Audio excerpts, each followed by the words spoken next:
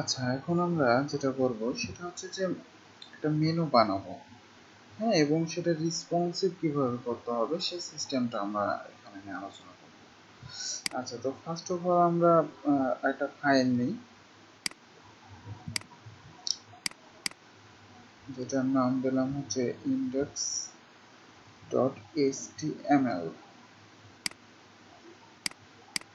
তারপরে আমরা আর একটা ফাইল নেব, নাম দিলাম style.css।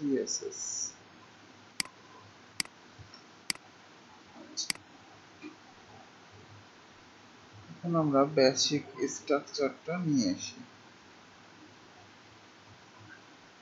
এখানে আমরা টাইটেল দিতে পারি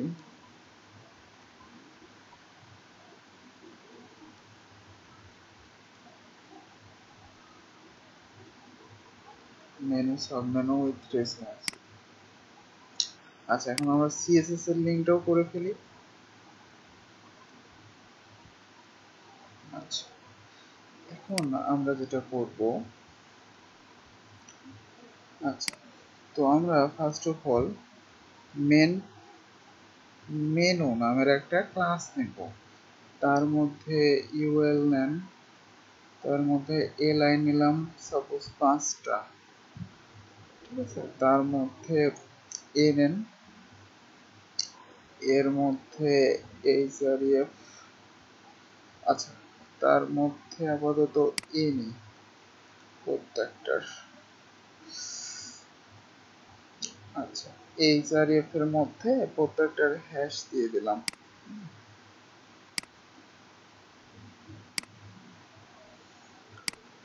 আর আমাদের এখানে নাম সাপোজ দিই হোম,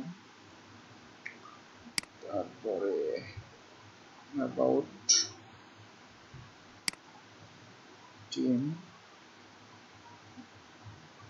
কন্টাক্ট, আর সাপোজ দিতে পারি ফিচার। ইচ্ছা মতো আমরা দিতে পারি, ঠিক আছে, সেটা ম্যান্ডেটরি না, আমরা এখানে ইচ্ছা মতো দিতে পারি। আচ্ছা, এখন আমরা সিএসএস এ যাই, সাপোজ এটা সিএসএস। এটা এখন আমরা প্রথমে যেটা করব, বডিকে সাপোজ মার্জিন 0 দিতে পারি, মার্জিন 0। আচ্ছা, এখন আমরা এই যে মেন মেনু যেটা, সেটার মধ্যে আমরা একটা ব্যাকগ্রাউন্ড কালার দিতে পারি, যেটা ফুল কালার হবে।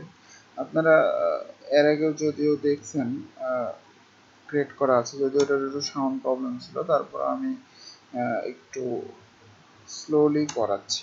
ব্যাকগ্রাউন্ড কালার সাপোজ আমরা একটা জানি ওয়েবসাইটের নাম ফ্ল্যাট ইউআই কালার্স, তাই না? এখান থেকে একটা কালার নিয়ে আসি, সাপোজ এটা নিই,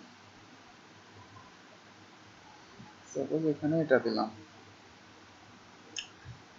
ঠিক আছে। এখন আমরা যেটা প্রবলেমে পড়বো, জানি যে মেন মেনু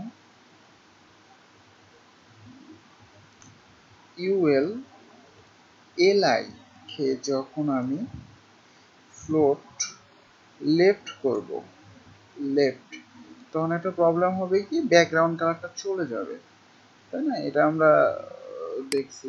সাপোজ আমরা যদি এইখানে একটা রিডট দিই, এরকম আছে, তাই না? কিন্তু আমাদের এখন ফ্লোট লেফট কাজ করতেছে না, কারণ এখানে দেখেন আমি ভুল লিখছি। যখন আমি মেন মেনু ইউএল এলআই তে ফ্লোট লেফট করবো, তখন চিত্রটা দেখেন সব হাওয়া হয়ে গেছে। এই জন্য কি করতে হবে, আমাদের একটা আফটার তৈরি করতে হবে, তাই না? তো এটা আমরা দেখব। এই জন্য আমরা যেটা করতে পারি সেটা হচ্ছে যে মেন মেনুর মধ্যে একটা আফটার দিতে পারি। আফটারের মধ্যে জানি যে আমরা কি কি লাগে, 3টা জিনিস যার কারণে কাজ করবে বিফোর আফটারে, তাই না? ফার্স্ট অফ অল একটা কন্টেন্ট লাগে। এখন কন্টেন্টটা কি করতে হবে, ফাঁকা রাখতে হবে। তারপরে আমরা জানি যে কি দিতে হয়, ডিসপ্লে ব্লক দিতে হয়, তারপরে ক্লিয়ার বোর্ড দিতে হয়, ক্লিয়ার বোর্ড। আচ্ছা, এইবার সাপোজ এই জিনিসগুলো দিলাম, এবার যদি লোড দিই দেখেন এবার কালারটা পাইছি, তাই না? আচ্ছা, এইবার আমরা সাপোজ এই যে ইয়াটা পাচ্ছি, এই যে এখানে লিস্টগুলো পাচ্ছি, লিস্ট, এই জিনিসগুলো আমরা বাদ দিতে পারি কিভাবে? এই যে মেন মেনু ধরতে পারি, যে মেন মেনুর মধ্যে যে ইউএল আছে, যে ইউএল আছে সেগুলা লিস্ট স্টাইল নাম, এটা আমরা দিতে পারি, যার কারণে ফাঁকা হয়ে যাবে। এখন আমরা প্যাডিং ট্যাডিং মার্জিন দিলে ঠিক হয়ে যাবে, মেনু আমাদের ক্রিয়েট হয়ে যাবে। আচ্ছা, এখন আমরা এটার মার্জিনটাও 0 করে দিতে পারি, মার্জিন 0। আচ্ছা, এবার আমরা যদি দেখি, দেখেন মার্জিন 0 মানে উপর থেকে যে মার্জিনটা ক্রিয়েট হচ্ছিল সেটা পাচ্ছে না এখন নর্মালি। আচ্ছা, আর কি করতে পারি? আর হচ্ছে এখন আমরা এই যে মেনু ইউএল এলআই এটাকে ধরবো, ধরার পরে জাস্ট এটাকে ধরবো, এ মানে এর আগে যেহেতু যারা দেখছেন বুঝেন, যে মেনুর মধ্যে ইউএল কে একবার করলাম, একবার এলআই কে স্টাইল করলাম, এবার করবো কি এটাকে ধরবো, তাই না? সব লিস্ট অনুসারে আমি করতেছি।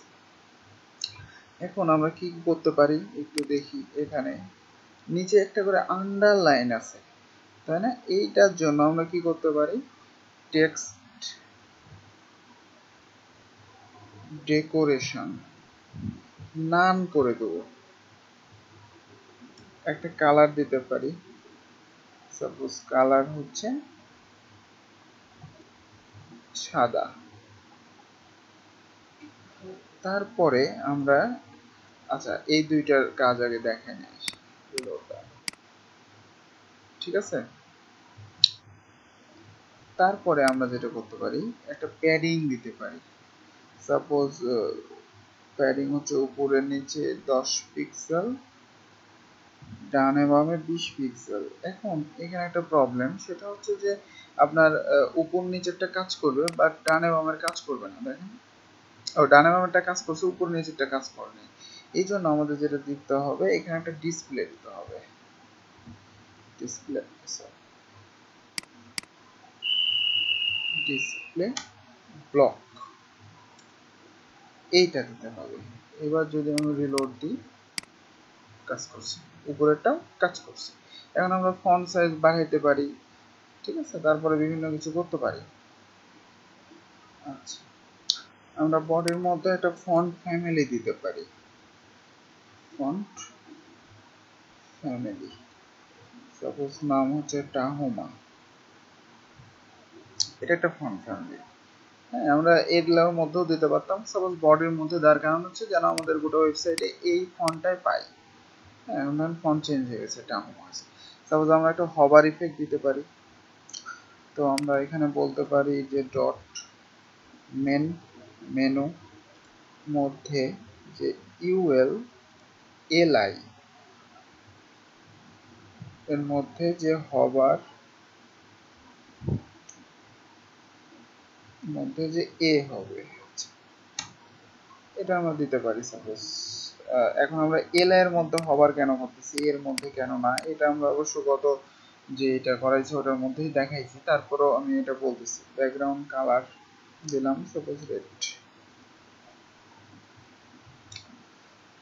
ইউএল এলআই হবারে, লোড দেন।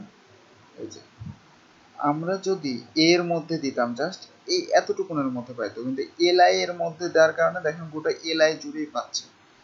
সাপোজ আমি এটা একটু বুঝাই দিই, সাপোজ এই হবারটা আমরা যদি এটার মধ্যে দিই, এর মধ্যে দিই, একটু লক্ষ্য করেন, রিলোডটা তাও ঠিকঠাক মতোই পাচ্ছে, কিন্তু প্রবলেমটা একটু পরে হবে, ঠিক আছে? আচ্ছা, আপাতত এটাতে রাখেন, আমরা এল এর মধ্যে দিতে পারি, এর মধ্যে দিতে পারি, সমস্যা নাই। আচ্ছা, একটু পরে এটার প্রবলেমটা পাবেন, সমস্যা নেই, তখন আমি এটা আরেকটু বলতেছি। তো আমাদের মেনলি মেন অনেক তৈরি হয়ে গেছে, তাই না? আমরা যদি এটার এখন রেসপন্সিভ চেক করি, এই যে এরকম আসতেছে। সাপোজ আমরা যদি সাব মেনু একটা বানাই, তারপরে আমরা রেসপন্সিভটা ঠিক করব এটার। আচ্ছা, এখন আমরা এটা আগে রেসপন্সিভ একটু দেখবো, হ্যাঁ, কিভাবে আমরা রেসপন্সিভ চেক করতে পারি। সাপোজ আমাদের হবার কালারটা একটু চেঞ্জ করে দিই যেন দেখতে ভালো লাগে। কোথায় হবার দিলাম? এইখানে রিলোডটা, ঠিক আছে। আচ্ছা, এবার কন্ট্রোল শিফট এম দেন। প্রথমে আমরা দেখবো যে 768 স্ক্রিন মানে হচ্ছে এই যে 768, হ্যাঁ, এই স্ক্রিন আমাদের মেনু ঠিক আছে কিনা।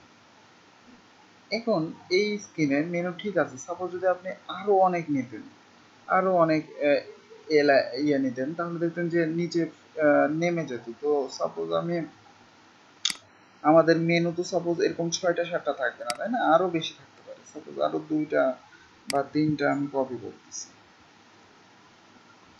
কপি করলাম। এবার রিলোড দেন, এই যে দেখেন নিচে নেমে গেছে, তাই না? বেশি হওয়ার কারণে যে এই স্ক্রিনটাতে নিচে নামছে। এখন আমি চাইতেছি যে আমরা যখন এই যে এই স্ক্রিনে আসবে, 768 স্ক্রিনে আসবে, 768 স্ক্রিনে আসবে, তখন এগুলো প্রত্যেকটা উইথ 100% হয়ে যাবে প্রত্যেকটার। এই জন্য আমরা যেভাবে করতে পারি, এভাবেও আপনারা রেসপন্সিভ করতে পারবেন বিভিন্ন সিএসএস এর বিভিন্ন ধরে, ঠিক আছে। এটা এর আগে আপনাদের দেখাইনি আমি, বা জাস্ট এবার আমি দেখাচ্ছি। এইটা এভাবে লিখতে হয়, @media, @media প্রথমে দিয়ে লিখতে হয় অ্যান্ড অল। এইবার এর মধ্যে আপনাকে লিখতে হবে যে কোন স্ক্রিনের জন্য আপনি ঠিক করতে চাচ্ছেন, কোন স্ক্রিনের জন্য ঠিক করতে চাচ্ছেন। আচ্ছা, আমার এখানে একটু ভুল হয়েছে। প্রথমে হবে অল, তারপরে হবে অ্যান্ড, ঠিক আছে, আমি উল্টাপাল্টা লিখছি। আচ্ছা, মিডিয়া অল অ্যান্ড, এর মধ্যে এখন আপনাকে লিখতে হবে কোন স্ক্রিনের জন্য আপনি ঠিক করতে চাচ্ছেন ইয়াটা, মেনুটা। তো আমি ঠিক করতে চাচ্ছি কত, 768। এই জন্য আপনাকে এখানে যেটা লিখতে হবে ম্যাক্স উইথ, কত, 768, ঠিক আছে, পিক্সেল। এটা লিখতে হবে যে আপনি এই স্ক্রিনের জন্য চেঞ্জ করতে চাচ্ছেন। এবার এখানে ব্র্যাকেট দেন, নিচে নামান। আমরা এই জন্য একটা ভিউ পোর্ট নিলাম, এগুলাকে বলা হয় ভিউ পোর্ট, ঠিক আছে। মানে আমরা এই স্ক্রিনটাকে চেঞ্জ করব, এই স্ক্রিনে যা আছে এখন বর্তমানে 768, এই স্ক্রিনটাকে এখন আমরা চেঞ্জ করব আমাদের ইচ্ছা মতো, যে আমরা এটা চাচ্ছি, ঠিক আছে। সাপোজ যে আমাদের ভেঙে ভেঙে যাচ্ছে, নিচে নেমে যাচ্ছে, আমরা এটাকে ফন্ট সাইজ কমাই দিয়ে বা প্যাডিং কমাই দিয়ে একেও করতে পারি, এক লাইনও করতে পারি, আমাদের ইচ্ছা, এটা ইচ্ছার উপর ডিপেন্ড করবে। তো আমরা সাপোজ চাচ্ছি যে প্রত্যেকটা যেন একটা একটা করে থাকে, মানে প্রত্যেকটাই যেন নিচে নিচে থাকে এবং ফুল উইথ হয়ে যায়, তাহলে দেখতে ভালো লাগবে। মেনুটা মেনলি এভাবেই হয়। আচ্ছা, তো এখানে আমরা যেটা করতে পারি, বলতে পারি যে মেনু মধ্যে যেটা ইউএল এলআই আছে, যেগুলা ইউএল এলআই আছে সেগুলার উইথ 100%,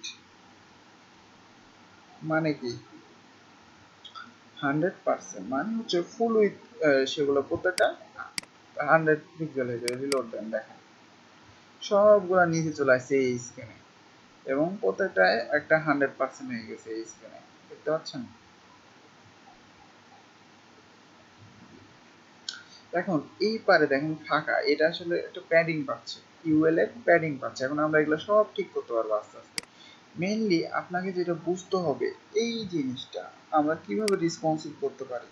হ্যাঁ, আমরা বুটস্ট্র্যাপের মাধ্যমে এটা করতে পারি, কিন্তু আমরা মাঝে মাঝে আমাদের এরকম সিএসএস এর মাধ্যমে করতে হবে, এটা ভিউ পোর্টের মাধ্যমে, সিএসএস এর এটা পার্ট রেসপন্সিভ করার জন্য, ঠিক আছে। আমরা এইভাবেও করতে পারবো এই স্ক্রিনের জন্য। আমরা সাপোজ আরো অন্য স্ক্রিনের জন্য 400 বা 500 স্ক্রিনের জন্য, মোবাইল স্ক্রিনের জন্য সব আমরা ধরে ধরে এভাবে কাজ করতে পারবো। এখন আমরা যদি ইউএল এর প্যাডিংটা এখানে 0 করে দিই, মানে ইউএল এর একটা প্যাডিং পাচ্ছে, সেটা আমরা এখানে ধরে বললাম যে এখানে আমরা প্যাডিং যদি 0 করে দিই, এবার রিলোড দেন 768 স্ক্রিনে নিয়ে আসেন, দেখেন এই যে এখানে কিন্তু গ্যাপ কমে গেছে, ঠিক আছে, গ্যাপ আরো বেশি ছিল। আচ্ছা, এই যে আমরা 100% করলাম এখানে উইথ, এটার আরেকটা ওয়ে আছে, এই যে ইউএল এলায় আমরা যে ফ্লোট করছিলাম, ফ্লোট, এই ফ্লোটটাকে যদি আমরা খালি বাদ দিয়ে দিই তাও কিন্তু একই কাজ করবে। মানে আমি যদি এখানে বলি এই স্ক্রিনে যে ফ্লোট নান, এই কথাটা যদি বলি, মানে আমাদের ডেস্কটপ স্ক্রিনে ফ্লোট লেফট হয়ে আছে, তাই না? আমি এই স্ক্রিনে এসে বললাম যে ফ্লোট নান, মানে ফ্লোটই থাকবে না, নান মানে ফ্লোটই থাকবে না, তাও দেখেন একই থাকবে। রিলোড দেন, দেখেন একই আছে। আমরা যখন 768 উপরে যাব তখন দেখেন বড় হচ্ছে, যখন নিচে আসবো তখন ছোট ছোট হচ্ছে। এইভাবে আপনি যে কোনো স্ক্রিনে নিয়ে কাজ করতে পারবেন, যে কোনো স্ক্রিন। আমাদের এটা মূলত রেসপন্সিভ হয়ে গেছে। এখন আমরা সাব মেনু করবো, সাব মেনুকে রেসপন্সিভ কিভাবে করবেন সেটা দেখাবো। সাব মেনু কিভাবে রেসপন্সিভ করবেন।